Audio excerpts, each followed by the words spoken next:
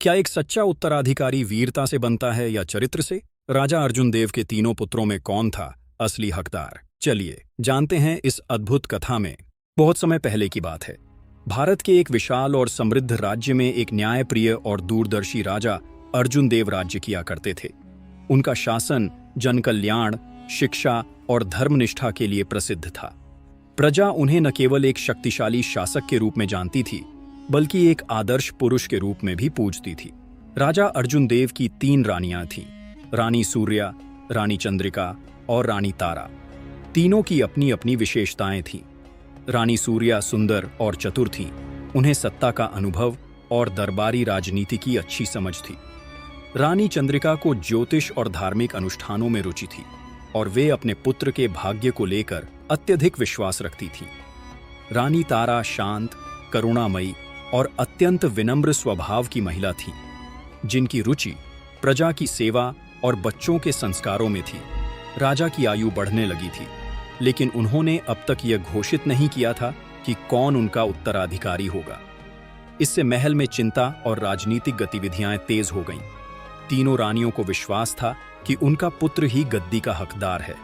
एक दिन गुप्त मंत्रणा में तीनों रानियों ने अपने अपने पक्ष में योजना बनानी शुरू की।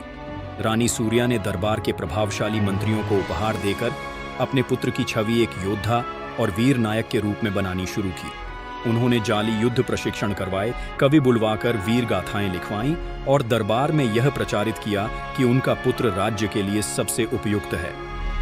रानी चंद्रिका ने ज्योतिषियों और पंडितों को साथ लिया। उन्होंने राज्य भर में यह खबर फैलवाना शुरू किया कि उनके पुत्र का जन्म एक अत्यंत शुभ योग में हुआ था और देवताओं की विशेष कृपा उस पर है। उन्होंने कई धार्मिक अनुष्ठान करवाए और अपने पुत्र को धार्मिक दिखाने के लिए व्रत पूजन आदि करवाए।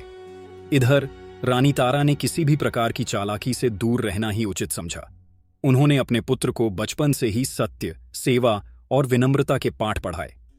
वह उसे प्रजा के बीच ले जाती, याचकों की सेवा करना सिखाती और यह बताती कि एक सच्चे राजा का धर्म अपने लोगों की रक्षा करना, न्याय देना और सच्चाई के मार्ग पर चलना होता है। राजा अर्जुन देव इन सारी गतिविधियों को देख समझ रहे थे। उन्होंने यह निर्णय लिया कि उत्तराधिकारी की घोषणा किसी पूर्वाग्रह या दबाव में नहीं, बल्कि एक गुप्त और नैतिक परीक्षा के आधार पर होगी। उन्होंने अपने प्रधान सलाहकारों के साथ योजना बनाई और तीनों राजकुमारों को विभिन्न कार्यों पर भेजा गया, बिना उन्हें यह बताए कि यह परीक्षा है। पहला कार्य, गरीबों की सेवा।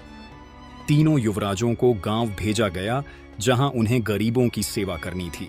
रानी सूर्या का पुत्र वहां राजसी वस्त्रों और घोड़े के साथ पहुंचा। उसने कपड़े और भोजन बांटे, लेकिन उसका व्यवहार केवल दिखावे का था। वह जल्दी से कार्य निपटाकर लौट आया और दरबार में अपनी सेवा की खूब प्रशंसा करवाने लगा। रानी चंद्रिका का पुत्र भी गया, लेकिन वह गरीबों से दूरी बनाए रहा। वह अपनी अंगूठी और तलवार से स्वयं को श्रेष्ठ दिखाने में व्यस्त था। उसे यह सेवा एक औपचारिक कार्य लगता था।